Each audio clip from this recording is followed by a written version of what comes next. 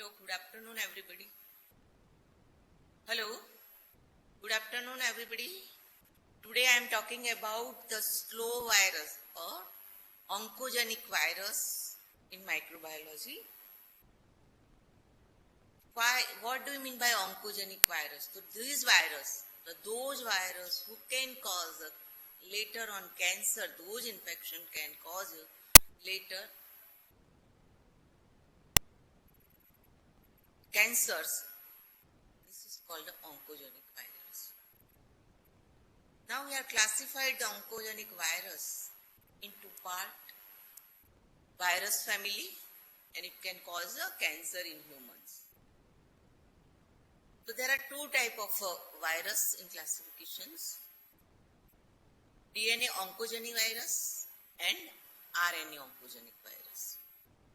First we will talk about the DNA oncogenic virus. This is Papilloma viridi or Polyoma viridi group. And in this group, the virus named are human papilloma virus and Merkel cell virus. They can cause cancer in human like cervical carcinoma, other genital tract carcinoma like anal, vulva, vaginal, penile, esophageal carcinoma. Sometimes it may be called a laryngeal carcinoma and esopharyngeal or a oropharyngeal carcinoma. And Merkel cell virus, mostly they can cause cancers of skin and mostly affect the Merkel cells. Second one group is herpes viridi group. And this is there are two types of virus in herpes viridi group, classified also HHV1 to 8. In that case, human virus 8 and HHV. Like Epstein-Barr virus, they can cause a Burkitt's lymphoma, Hodgkin disease, nasopharyngeal carcinoma, and B-cell lymphoma. And human herpes HHV8 virus can cause Kaposi sarcoma. This is mostly Kaposi sarcoma in common in AIDS patients, those who are immune deficiency, Castellan disease, and primary effusion lung. Then third group is HEPA DNA viridi group, and this is hepatitis B. This is hepatocellular. They can cause a hepatocellular carcinoma. Now, RNA oncogenic virus, and those RNA oncogenic virus can cause a cancer in human. One is retroviridi group and second one is flaviviridi group. In retroviridi group, there is human T lymphotrophic virus 1 and human immunodeficiency virus HIV. So in HTLV1, adult T-cell leukemia or lymphoma, HIV patients, this is AIDS-related malignancy like Kaposi sarcoma and others. Flaviviridi group, hepatitis C, and then can cause a hepatocellular carcinoma. So hepatitis B is a DNA virus and hepatitis C is RNA virus. Both can cause a hepatocellular carcinoma. Why viral oncogens? So the virus have two type of oncogens and proto-oncogens genes. So oncogenes encoded certain proteins. This is called oncoproteins, and they trigger the transformation of normal cells into the cancer cells. And in oncogens, there are also two genes. V-onco, this is viral oncogenesis, and C-onco, this is cellular oncogenesis. In V-onco, viral oncogenesis, essential for the replication of the virus. They are the V-onco virus. V-onco gene is a responsible or essential for the replication of the virus, and their viral oncogenes are expressed only by certain retrovirus called actually transforming retroviruses. C oncogenes, this is cellular oncogenes. They are cellular oncogenes, counterpart of viral oncogenes. This is a counterpart of viral oncogenes present in the cancer cells. Then the proto-oncogenes is a cellular counterpart of viral oncogenes. So, cellular oncogenes is also a cellular counterpart of a viral oncogen. Proto-oncogenes is also a cellular counterpart of a viral oncogenes present in the normal host cells. The proto-oncogen is present in normal host cells, and C-oncogens means cellular oncogen present in cancer cells. That is a differ. Genes regulating host cell growth. So there are 4 categories of genes present in the host cells which regulate the cellular growth of proliferation of the cells. So defect in any of these 4 categories of gene, there is a regulatory genes. Deficiency of these regulatory genes would lead to transformation of the normal host cells into abnormal tumor cells, in bracket it is the cancer cells. And there are 4 categories of gene like proto-oncogens, anti-oncogens or tumor suppressor genes, apoptosis regulatory genes, and DNA repair genes. So there is this 4 gene is more important gene to regulating the host cells growth. When it is any damage, any abnormality in these 4 genes, regulatory genes, they can cause cancer cells, the host cells converted into the cancer cells. The proto-oncogenes, this is promote the host cell growth. What is the role of proto-oncogens? The proto-oncogens, the host cell growth and proliferation that are essential for life. Overactivation of proto-oncogens may lead to transformation of host cells. Anti-oncogens or a tumor suppressor genes, they can cause continuously check cellular growth and proliferation and suppress any abnormal proliferation of cells. Inactivations of tumor suppressor genes permits the abnormal events to occur resulting in cell transformation. Apoptosis regulatory genes, they can act. What is the role of apoptosis regulatory genes? The role of apoptosis regulatory genes are control the program cell rate. They can control those cells to heart death. This is programmed. Either upregulate or downregulate apoptosis depending on the requirement. Means it is upregulate or a downregulate apoptosis is depend on the requirement of the host cells. May act as a proto-oncogens or tumor suppressor genes. Sometimes act as a proto-oncogens or a tumor suppressor. Mutation in apoptosis regulatory genes are, if there is a apoptosis regulatory genes mutations occurred, are another mechanism by which the cellular transformation is accelerated. 4th regulatory genes is the DNA repair genes. The role of DNA repair genes are normal host genes that repair any mutations occurring during the cell growth. Failure of these DNA repair genes lead to inability to repair the damaged DNA and may lead to persistent mutation. Those events that must occur before oncogenesis, so establishing persistent infections. When before oncogenesis, there some events may be occurred in human body, in human host cells. And they are like establishing persistent infections, evades the host immune response, immunosuppressions, host cell susceptibility depend upon the host cell susceptibility, and there is a retention of viral nucleic acids inside the host cell. Thus, establishing persistent infection, when it is establishing of persistent infection, there is a prolonged interaction between the tumor virus and host cell is essential for oncogenesis to develop. Possible only when the tumor virus establish a long-term persistent infection in post-op. So there is need a long infection. Long means chronic infections, long-time infections, and it may be a persistent. Second one is evade host immune response. How can they evade? Host immune response play an important role in viral clearance. The tumor virus follows various evasion mechanisms to bypass the host immune response, which are as follows. They can bypass the host immune response, then they can not cause a viral clearance. In that cases, you can find out like by how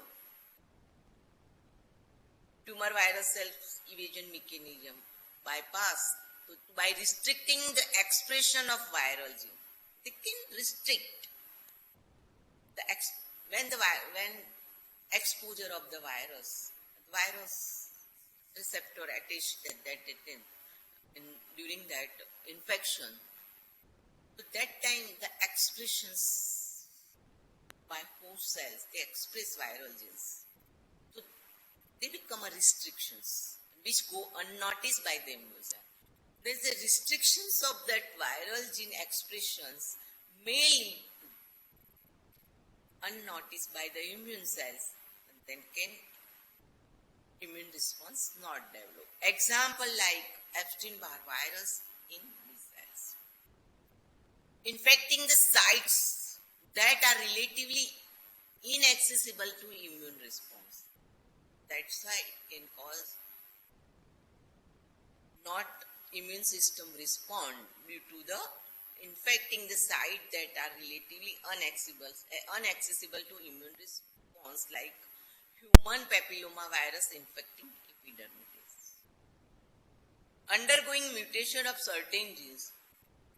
There are sometimes the mutations undergoing in certain genes that allows the virus to escape from the host. They can allow virus to escape from the host cellular and humoral response, like a human immunodeficiency virus example. Infection and suppression of essential immune cells, like immune cells, those can suppress by the infection. In that cases, the invade of host immune response may occur and they can convert into the oncogenic virus. And this is mostly CD4 count. This is CD4 T cells count in HIV. How to occur immunosuppression? Third, the host allows the cancer cell to proliferate and escape the host immune response.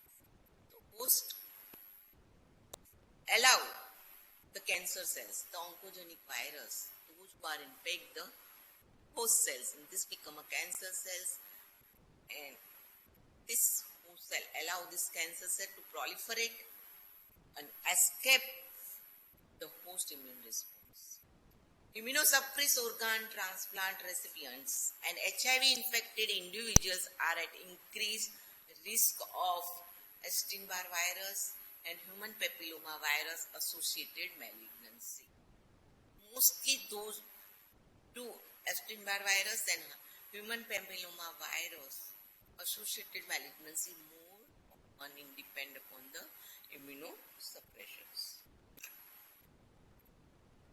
There is also the role of host susceptibility. How much this host is susceptible for oncogenic virus.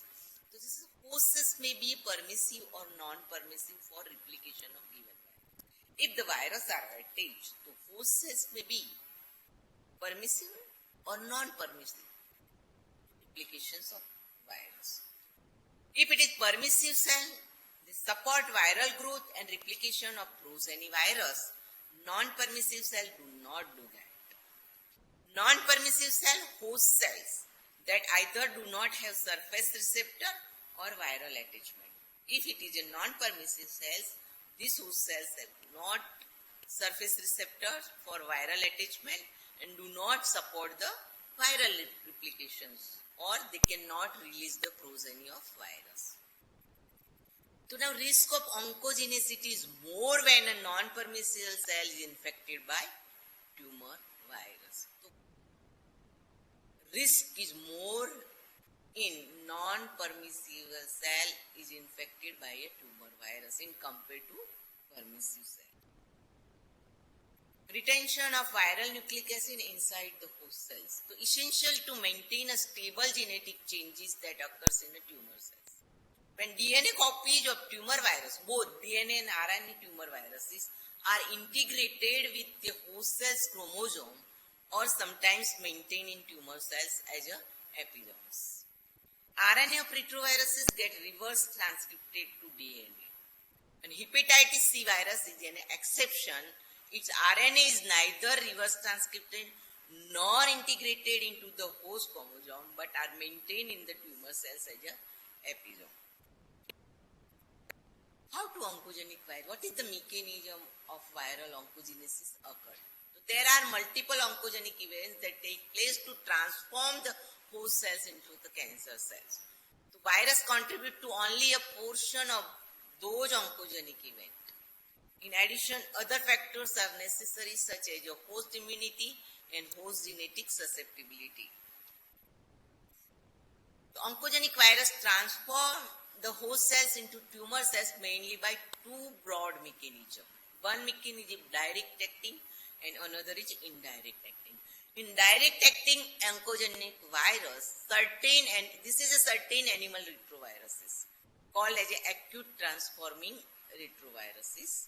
They possess viral oncogenes, V-onc, which they insert into host cell chromosome.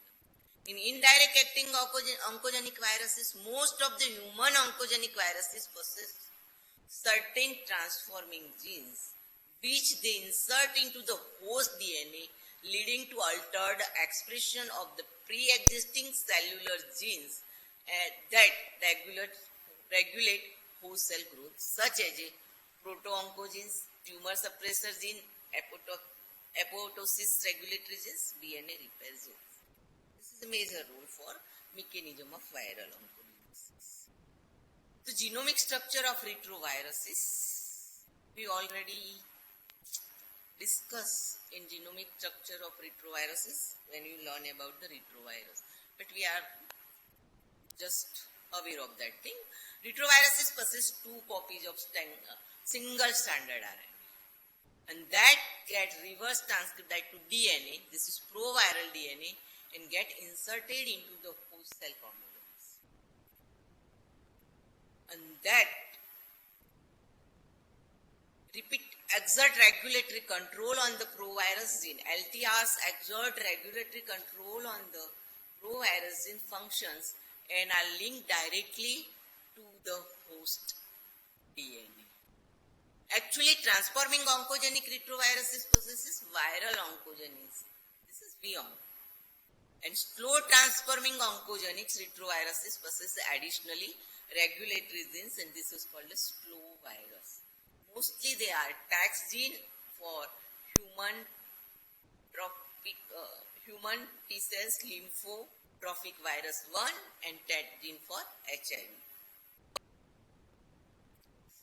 Acute transforming or direct acting retroviruses, they are certain animal retroviruses like Ross sarcoma virus, and that carry viral oncogene which they will insert in the host component. And this is highly oncogenic and cause malignancy faster. Different types of malignancy, sarcoma, carcinoma, leukemia, those mostly occurred by this animal retroviruses, and different types of malignancy. Capable of transforming cells in culture as well. They are capable when we are cultures this virus and this transforming cell. Replication defective. Most acute transforming retroviruses require a standard helper retrovirus to replicate in the host cell. They require, if you replication defective, but they mostly require retrovirus standard helper to replicate in host cells. This is oncogenic retroviruses. Second one is slow transforming or indirect acting retroviruses, mostly in human oncogenic retroviruses, such as HTLV1 are slow transforming viruses. And they are replication component but replicate slowly, require a long latent period to develop malignancy. Viral genome can insert anywhere in the host chromosome randomly and not necessarily adjacent to proto-oncogenes. Low oncogenic potential, restricted tissue tropism for malignancy, induce malignant change only by blood cells, do not transfer cultured cells. Oncogenicity of HTLV-1 are locked in the TAX gene. It is a transcription activator gene essential for viral replication. At the same time, it modulates the host cell function as well. TAX gene is capable of activating the transcriptions of several cellular genes involved in T cell proliferation. And these include genes coding interleukin-2, IL-2, and it is a receptor. This is a cytokinase 2 and it is a receptor, and that's why interleukin-2, IL-2 is a marker for cancer. Gene for myeloid growth factor, granulocyte macrophage colony stimulating factor, GFR2 stimulating factor. This is also a marker for cancer. Oncogenicity of HTLV-1 inhibits cell growth cycle. This virus can inhibit the cell growth cycle, like a TAX protein inactivate the cell cycle inhibition. P16 INC4A and activates cyclin D, is cell cycle enhancer. Then can promoting the host cell growth cycle by accelerating of the transitions between G1 and S phase. And this TAX gene activate nuclear factor KB N factor or KB factor, a transcription factor that regulates certain host anti-apoptotic genes. TAX genes interferes with DNA repair pathways, base excisions repair and nucleotide excisions repair, which leads to sustained DNA mutations. Hepatitis C is the only oncogenic virus that does not get integrated with host chromosome. Its RNA remains in the host cell as episomes. Strongly linked to the pathogenesis of liver cancer, and the oncogenic mechanism of hepatitis C virus are less well defined than are those of hepatitis B virus. Similar to hepatitis B virus, chronic liver cell injury and compensatory regeneration seems to be the main mechanism. Components of the hepatitis C virus genome, such as the HSV core protein, may activate a number of growth promoting signal transduction pathways. Now, Epstein-Barr virus, HHV. EBV is associated with several malignancies like Burkitt's lymphoma, tumor of mostly seen in African children, nasopharyngeal carcinoma, Hodgkin's lymphoma, mixed cellularity type, and non-Hodgkin's lymphoma. Mechanism of this EBV infection by lymphocytes and possibly pharyngeal epithelial cells by attaching to the complement receptor CD21. EBV does not actively replicate inside the B cells, thus does not cause lysis of B cells. Latently infected B cells with EBV become immortalized and acquire the ability to grow indefinitely in cell lines. Persistent EBV infection can induce malignant transformations of infected B cells and epithelial cells by expressing lethal EB, Epstein-Barr virus antigens such as a latent membrane protein and EBV nuclear antigen.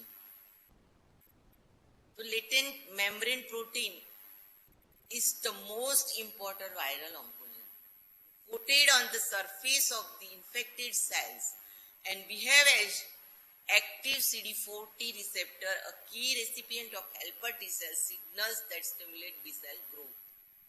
LMP1 also activates the necrosis factor KB and JK and state signaling pathways and promote B cell survival and proliferation.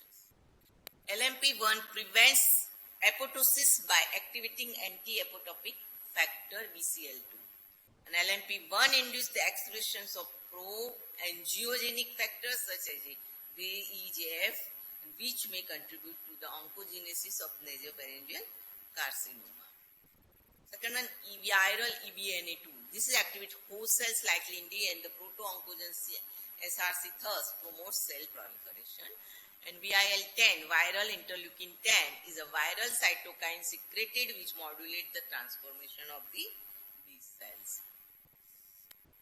Now, role of the host immune response and CMYC oncogenes. The effect of host immune response is crucial for preventing transformation. The oncogenicity is kept under control by anti-LMP1 antibodies. Markedly enhanced immunosuppression individuals who are not able to produce anti-LMP1 antibodies. B cells in immunocomponent individuals can still undergo Laniglun transformation in presence of another pre-existing mutations, and that is to activate the growth promoting MYC oncogen. Associated with important malignancies such as human papilloma virus, like squamous cell carcinoma of cervix, carcinoma of other genital mucosa like penis, vulva and vagina, oropharyngeal carcinoma, laryngeal carcinoma and carcinoma of esophagus.